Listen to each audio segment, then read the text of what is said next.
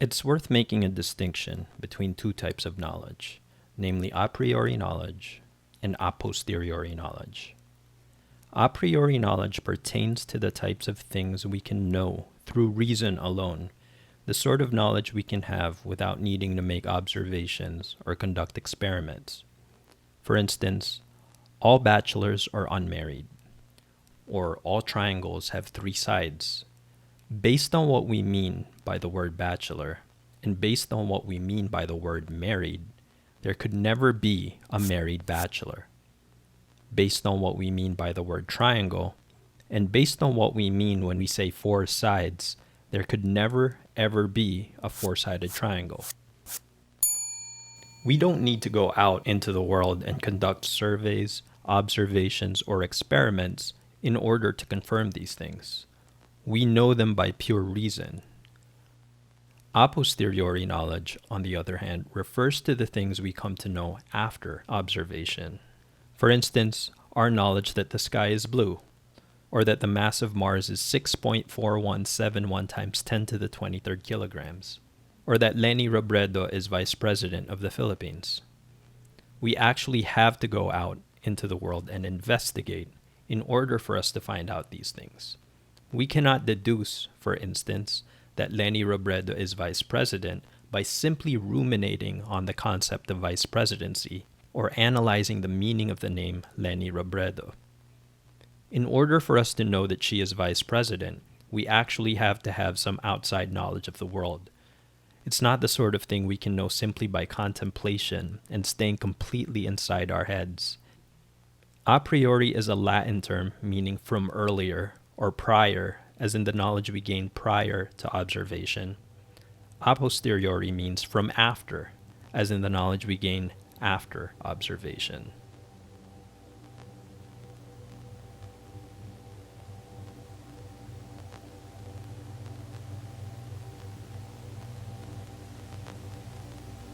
The idea for the Escherian Stairwell began with a deep anxiety about how to discern truth from falsity.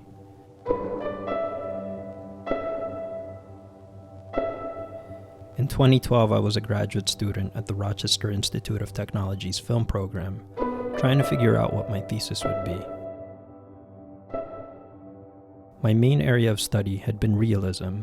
I was enamored with the films of Michael Haneke and the Dardenne brothers and the Romanian New Wave, filmmakers who worked in fiction but had developed a keen eye for observing their environment and reproducing it on screen as realistically as possible. I was intent on learning how to make these kinds of films, which I viewed as a kind of cinematic equivalent to the hyper-realist pencil drawings of Paul Cadden or the paintings of Richard Estes.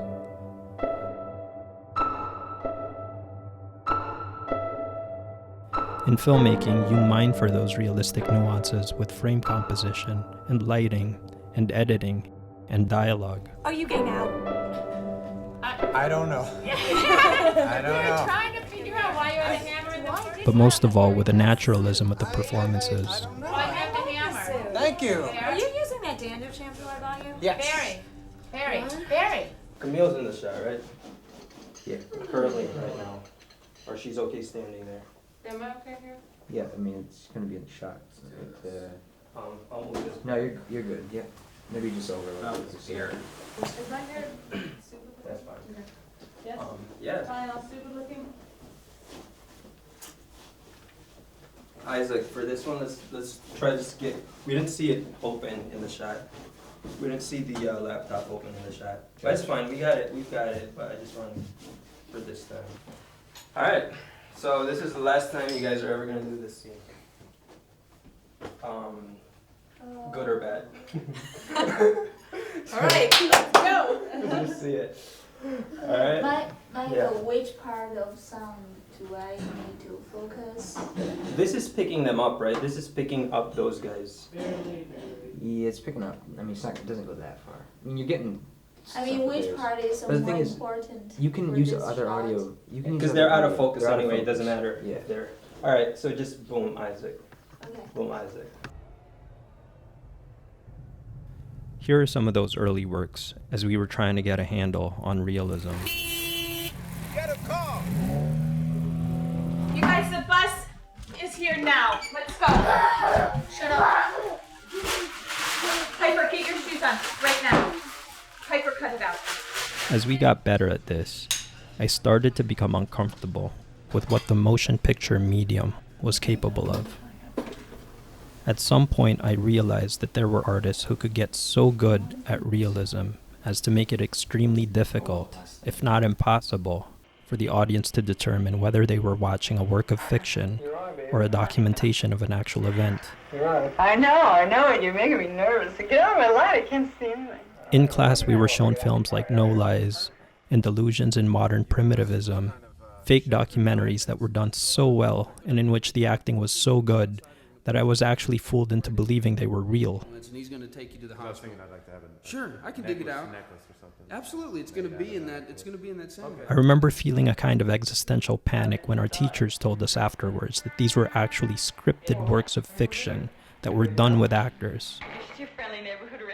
It bothered me that I could not trust my own judgment in determining what was real and what was not.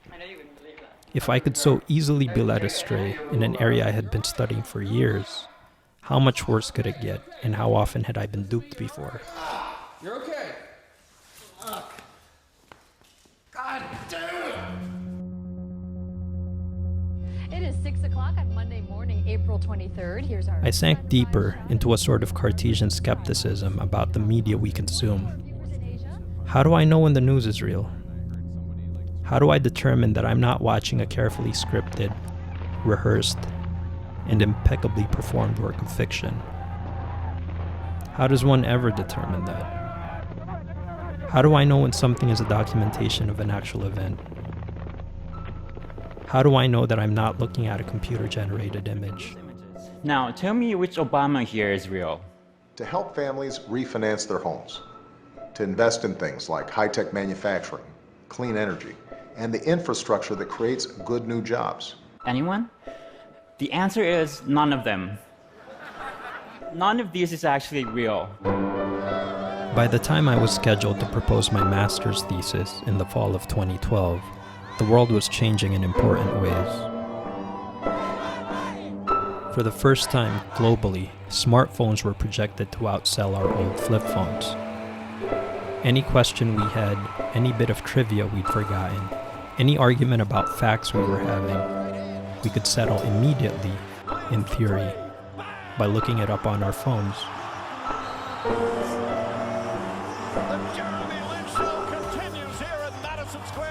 I was feeling an anxiety I couldn't quite articulate, but the clouds were forming, and it seemed to me that the world was about to become a darker and more confusing place.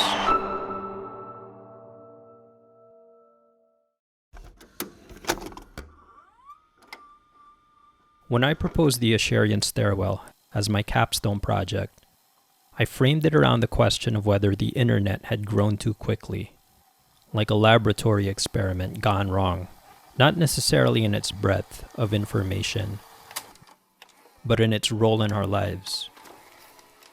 I worry about how we determine what we believe, I told the thesis committee. So this project is actually a response to that anxiety. The idea was this. What if we took something that could be disproven by reason alone, something a priori false, and then built a wealth of online information around it, claiming it was true? We could pick any logical impossibility. We could make a fake news report claiming that mathematicians have discovered a new number, like in that SNL sketch, or claim that a Rutgers University professor has managed to create a square with 5 sides.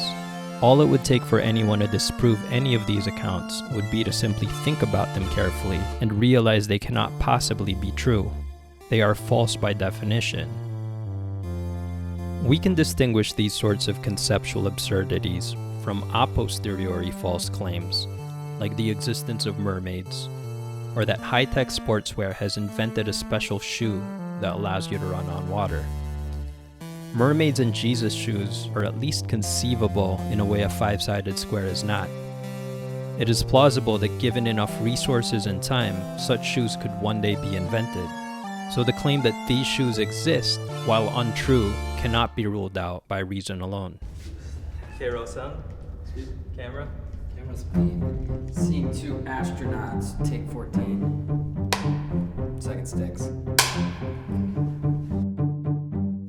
The idea for my master's thesis was that somewhere in the RIT campus exists the Escherian Stairwell, a structure within Euclidean space that ascends and descends into itself in an infinite loop. Here we are in the Escherian Stairwell.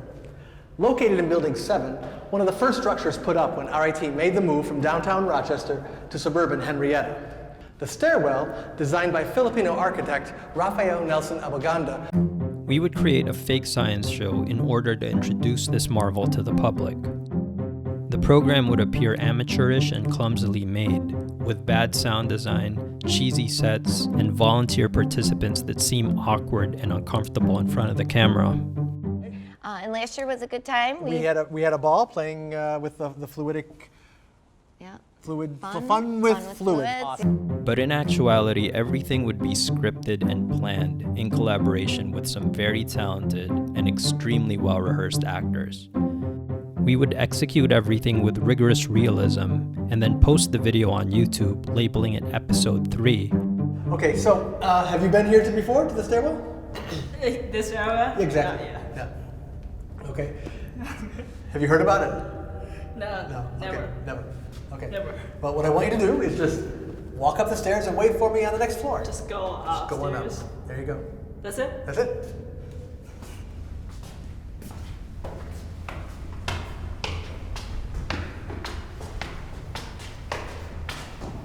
Just keep walking. Get to the top.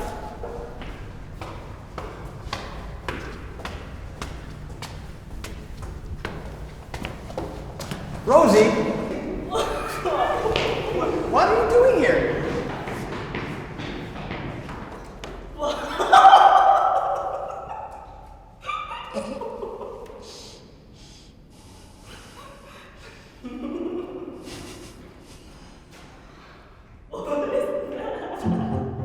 Now, the expectation was that upon watching this, people would try to look up whether this thing was actually real.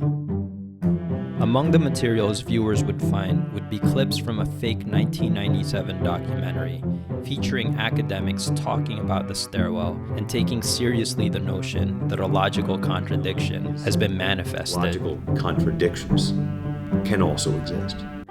We'd also create fake websites, fake articles, and fake social media accounts that would corroborate each other. We'd get our friends to play along with a myth and vouch for the stairwell's existence in posts and comment sections. We did all this without knowing for certain whether anyone would actually believe it. It was a kind of social and cultural experiment meant to examine this troubling gap in how we form beliefs in the age of the internet.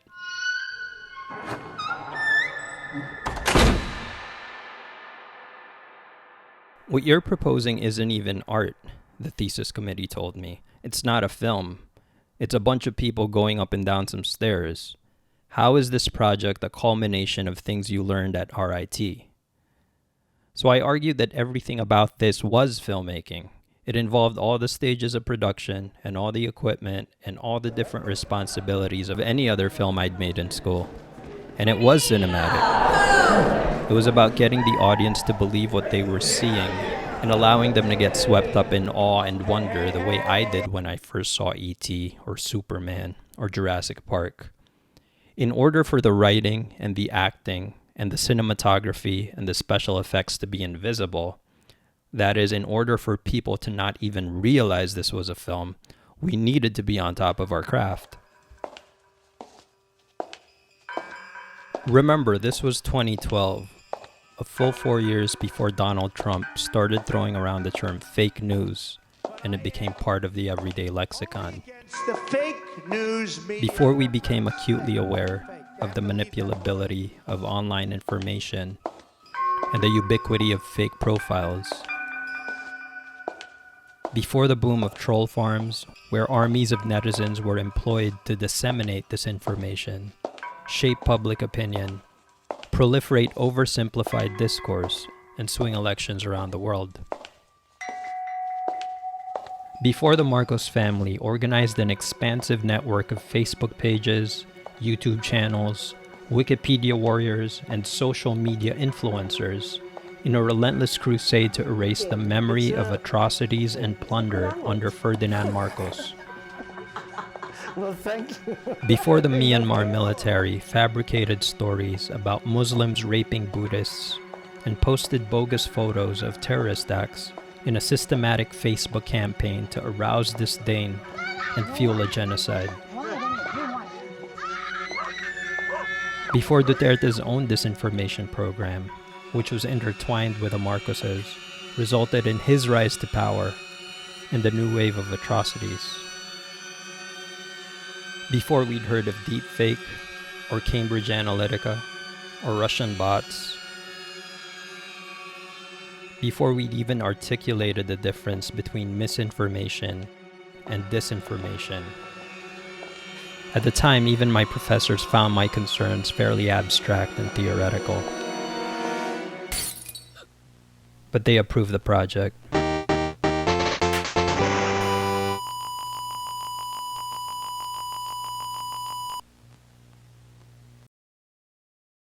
The myth-building campaign was a massive undertaking that involved the contributions of so many RIT students, friends, and volunteers. It would be impossible to name all of them right now, but here are some of the core team members. Brianna Byrne was the producer and oversaw every step of the process. In the summer of 2012, all I had was a script and an idea. She came up with a logistical plan and assembled the casting crew. Carl Hofelder was the first AD. Myung-Suk Kim was a cinematographer. Ryan Meadows did sound. Ira Keeley was the gaffer, AC, grip, and just overall Superman. Gloria Arteaga did the artwork and animation. Phoebe Hewson designed the set. Timmy Chow and I did the special effects. Among the actors we did extensive rehearsals with were Kevin Schoonover and Stephanie Carnes, who played the hosts. Rosie Hahn played Rosie. Kenton Cummings played Dwayne. And Lynn Sanchez Fries and Jim Valenti played the couple.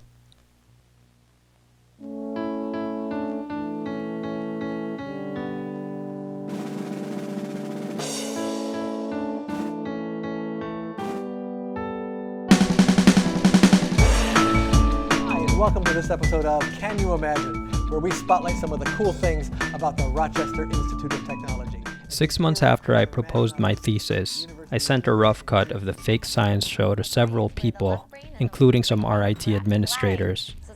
I was close to a final edit, but it still ran a little long, and the special effects weren't done yet. The good news was that everyone who saw it was excited about how it was taking shape. The bad news was that by that evening, the unfinished video started popping up everywhere, including on LiveLeak, where it suddenly had 236,000 views. The video had spread like wildfire.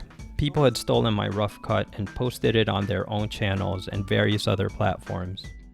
Brianna and I exchanged a flurry of emails trying to figure out what was going on. We felt conflicted because on one hand we were thrilled that so many people were sharing the film. On the other hand, it wasn't done yet. Look, watch this. So this guy does this. In a sort of panic move, I submitted copyright infringement complaints to YouTube and Facebook that week and had them take down 106 videos that had already accrued over 6 million views.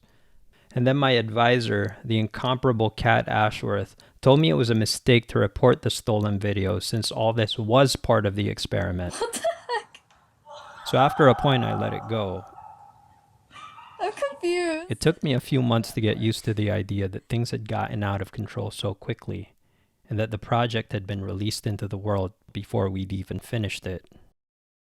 Hi, my name is Joe Doyle. I came all the way from Pittsburgh, Pennsylvania to see the Escherian Staircase.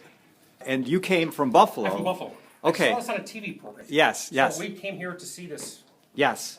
Well, let me take you down and show you where it was filmed. I think it was filmed down this way. So let's walk down.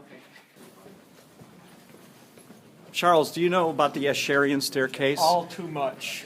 Now, where was that filmed? In this one or the other one? That I don't really know. It looks like this one to me, but I'm not sure. If you go to the video, you'll see that it was filmed in this type of configuration here. They have folks holding hands. Like Yes. But it was all done by the film students, and so I'm sorry it came all the way from Pittsburgh. But okay, good.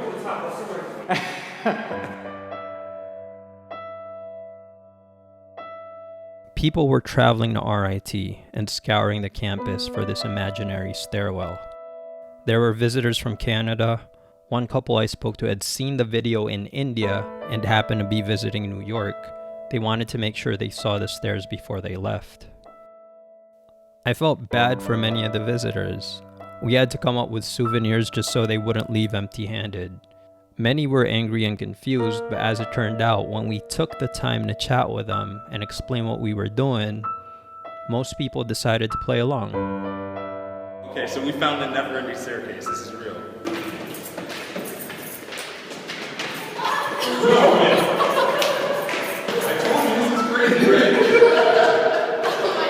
You keep going up this one stairwell and it just keeps going on and on and on and on. Isn't it awesome? We are here in the world famous, the internet famous Escherian Stairwell. I finally found That's it. where you shake or whip the camera one way at the end of the first shot, creating sort of a blur effect. Then use the same shaking or whipping motion to begin your next shot. The blurred frames will blend together, making it look like one seamless take. Ready?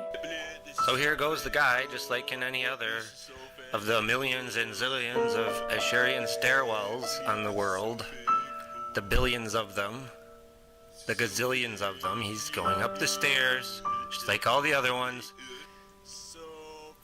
Oh, I think the bush has moved. There's something amiss here. I'm not entirely convinced that that's really an Escherian stairwell. I think I'm in serious doubt that that's actually an Escherian stairwell. Between all the videos, web materials, armies of stairwell believers in comment sections, and eyewitness testimonies, it's understandable how so many people got swept up in the fantasy. But remember, this whole project was centered around the idea that a brilliant architect had actualized a logical impossibility. Despite the deluge of evidence that seemingly confirmed the structure's existence, the project was designed so that there would be one fail-safe that anyone could employ in order to not be led astray. It defies all logic. All anyone ever had to do to disprove the Escherian stairwell was to take a pause and think about it carefully. No, you're dealing with geometry somehow. It's a priori false, after all. So in theory, no evidence besides one's own critical thinking is needed in order to debunk it. What Abuganda has done is said logical contradictions can also exist. They do exist. Mas essa escada que fica numa universidade dos Estados Unidos, Exploration of how the academic world might respond to the apparent physical manifestation of a logical contradiction. At least that's what it says in this 81-page master's thesis by Michael Lacanalao.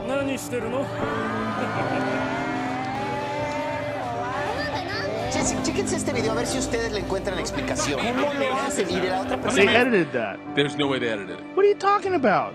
Did you Google hoax at all? I fucking Googled it and there's no proof. What's the name of the video? RIT, Stairwell Illusion. It's at the Rochester Institute of Technology. Just right now, her reaction looks very legitimate. Great, isn't it? But at 3 minutes and 47 seconds, his arm disappears just for a second.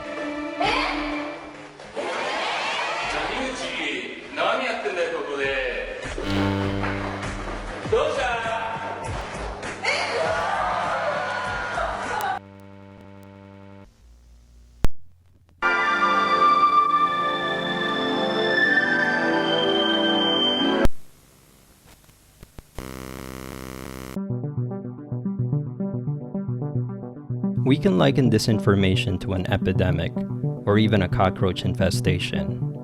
Every time you kill one, 10 more spring up. How do we deal with such an overwhelming enemy? Some have proposed that we need to call out every instance of disinformation we see, to use our voices in comment sections, to provide counter evidence. Some say that Facebook and Twitter and TikTok and YouTube need to take the lead and police their own platforms, weed out false information, revamp their algorithms. But it worries me a bit that a lot of our conversations at the moment seem to fail to get to the heart of the matter. They're focused on killing cockroaches, but we need to deal with a cockroach's nest.